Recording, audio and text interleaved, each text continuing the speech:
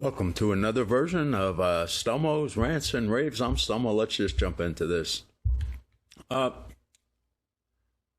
you know, there's this headline I pulled out from the other day. It says, "The enduring folly of intelligence overreach is why we should avoid Cuba altogether." You know,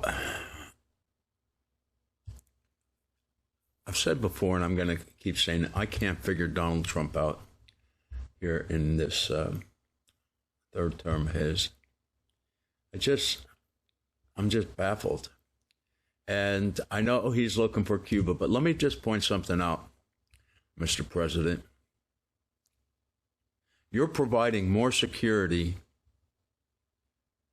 for some of our alleged allies in the Middle East. And I think we don't have the same protection here. I'm in Florida. I'm not far from Cuba. We're certainly within a drone flight from Cuba. You know, drone warfare has really revamped warfare. And it's going to take a long time for this to all filter out, and we'll see how it's going to play out. I have no idea. But I know this. I don't know if we want to go attacking a country that may have drones that they can start unleashing on Florida. If you think that's a way for the Republican Party to prosper, boy, oh boy, I don't know what those advisors of you are feeding into that. You know, I used to have so much respect for the president. You know, his first term was brilliant. I think he's the first president ever to pretty much get almost all of his campaign promises accomplished. And when he didn't get them accomplished, we could at least see that it wasn't for lack of him trying. It was somebody else being not on board, whether it be the House or Senate or whatever, or perhaps in some cases even the courts. But this second term, I'm really bewildered. Don't misunderstand me. I am ecstatic that he shut down the southern border and cured that problem. And, you know, he's done a few other things. But he's also done stuff to aggravate me. You know, one of the things that the left routinely does is they like to change the definitions of words. You know, for decades, a recession was defined as 2 subsequent quarters of negative GDP growth. But during the Biden years, once we hit that thing, they just changed the definition of a recession. So, oh no, we're not in a recession. I hated it when they did it. But yet now, the president has done it. And in one case, he continues to do this, and this infuriates me. He keeps talking about no tax on Social Security. Mr. President, you did not get that passed. They did not give it to you, so you need to stop saying that you did it. All you did was give a small additional deduction that people can take, but it's not no tax on Social Security, okay? So stop saying it's something that factually it is not. See, these things, I don't care what side does it, it's not right. And I also get mad when I see some of what I call pundits on the right. You know, now that the right's in power, they're quiet. Some of the things that they were all gung-ho for, now that Donald Trump is not so gung-ho, they all become quiet. Like they should all be, at least once a week, we should be hearing at least 1 or 2 sentences in their podcast or news articles or whatever, that the full Epstein files still have not been released. And nobody's ever going to believe that the full Epstein files are going to be released with no additional people being charged.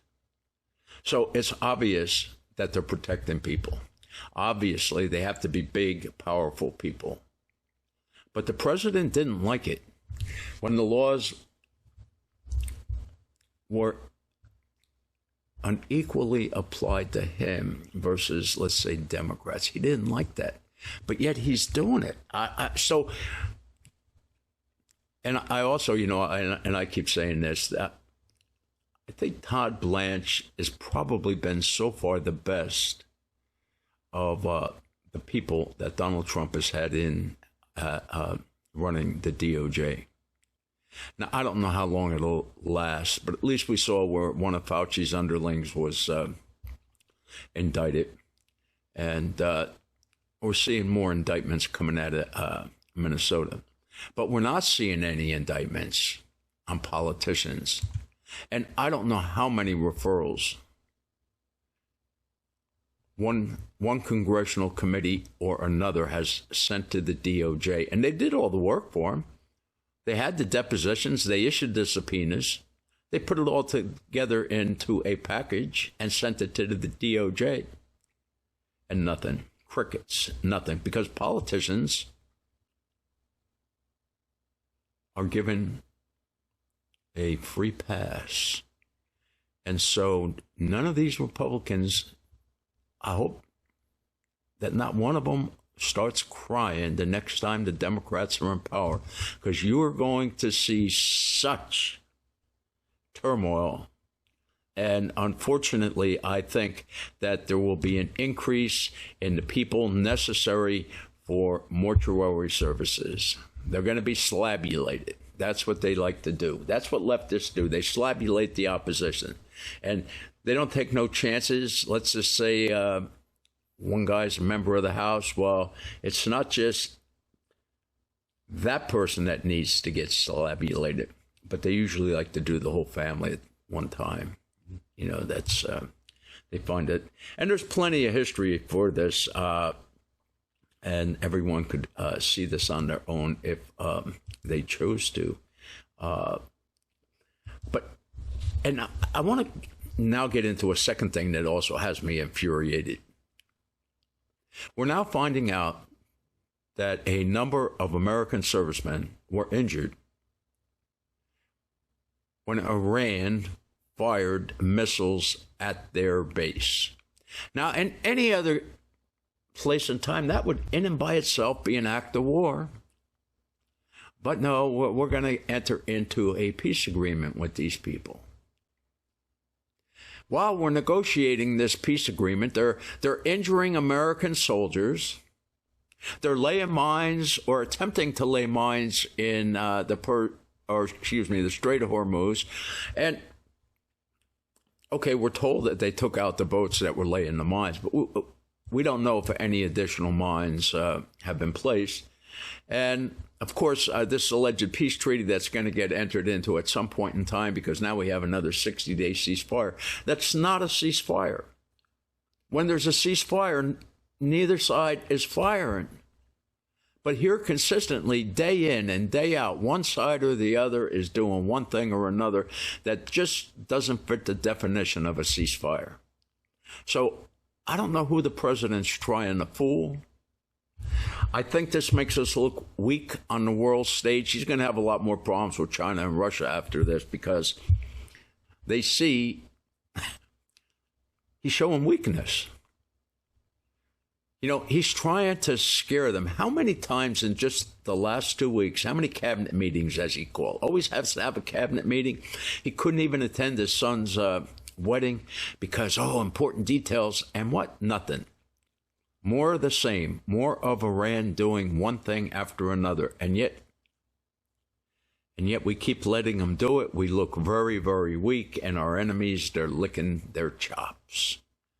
So I don't know, Mr. President, how many Americans need to be hurt or killed before you realize that you're dealing with religious zealots that have zero plan to follow whatever treaty or peace deal or whatever the heck you want to call it is? It's not going nowhere. They're not going to adhere to it. And your legacy is definitely, I'm just astounded. There are several issues that the president is now, in my opinion, going to ruin his legacy on. You know, and several of the issues are all tied into the Iran war. You know, we really haven't seen the start of the inflation yet. It's coming, though. It is coming. And it's going to get worse. And the popularity of the president is going to sink, and he'll get mad, and he'll threaten again that he's going to make it a big McDonald's parking lot, when we all know he's not going to do that. You know, see, Donald Trump, in my humble opinion, lost his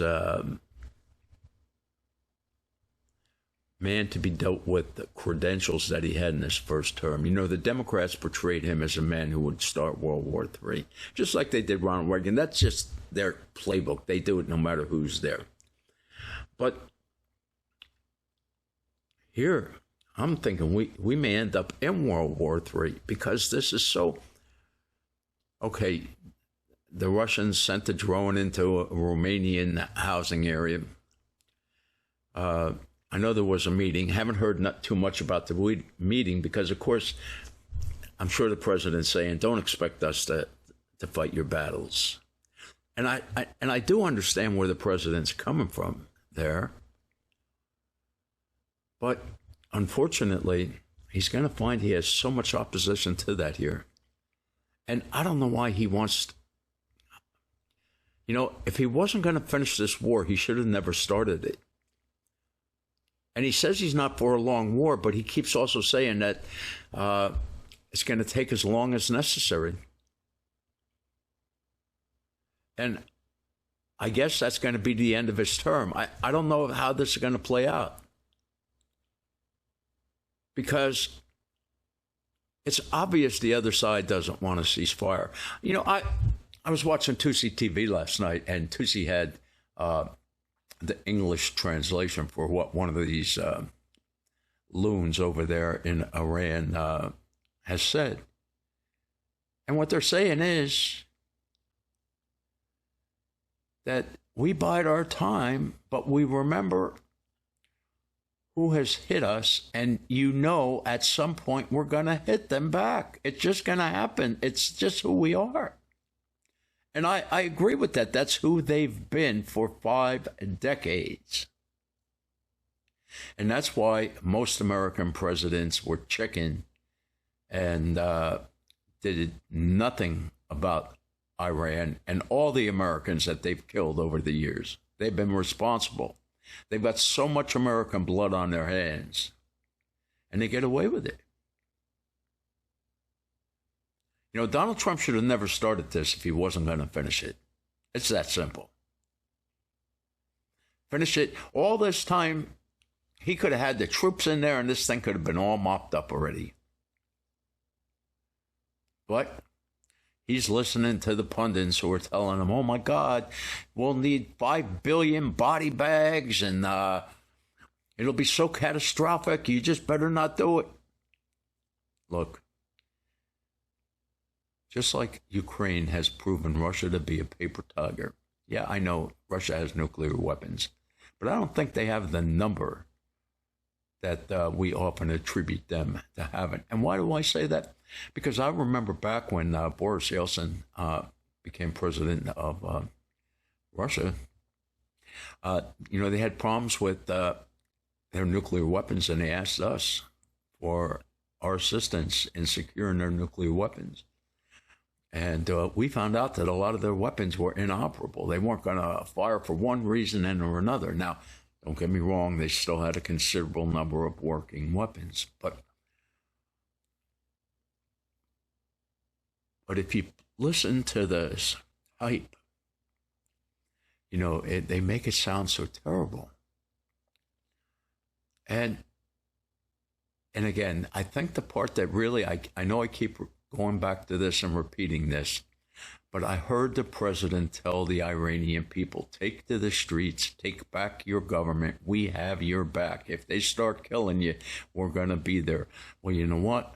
They started killing. Yeah, you started it, but they're still killing. Just 2 weeks ago, and I don't even think it was 2 weeks ago, I'm reading and seeing the pictures in the paper of more protesters who have been executed. It's continued, Mr. President. So You know, when you play people like that, that to me, that's beyond low. That's beyond low. You made a promise to these people. And you know what? In keeping with that promise, you would really be helping the American people as well. Because I guarantee that once the Iranians have free and fair elections, they're never going to revert back. They learn their lesson one time. What happens when you support these ideological Islamists who believe it's their job? Remember, they believe the Quran tells them that they either got to convert the infidel or kill him. They make no qualms about letting everyone know that that's what they believe. But yet we believe that we'll have a ceasefire. We've spent all these billions of dollars and they're still going to be in power. You know, we don't have the money. I don't get it. I just am, you know, just today now, when I'm hearing about these Americans being hurt, and that's what a ceasefire is, Americans being injured, Americans earning their Purple Hearts. Sorry, there's no repercussions for it, nothing. Instead, there'll be a phony peace treaty, and Donald Trump's going to pay the price. His legacy is going to pay the price. You know, Donald Trump I know he's fighting for his legacy, but I think the second term is going to do him in because, you know, he had the right idea from the beginning, and then he let his foot off the gas pedal. Big mistake, and we're going to have to live with the repercussions from it. And with that, I wish you all a good day. Stay safe. Bye-bye.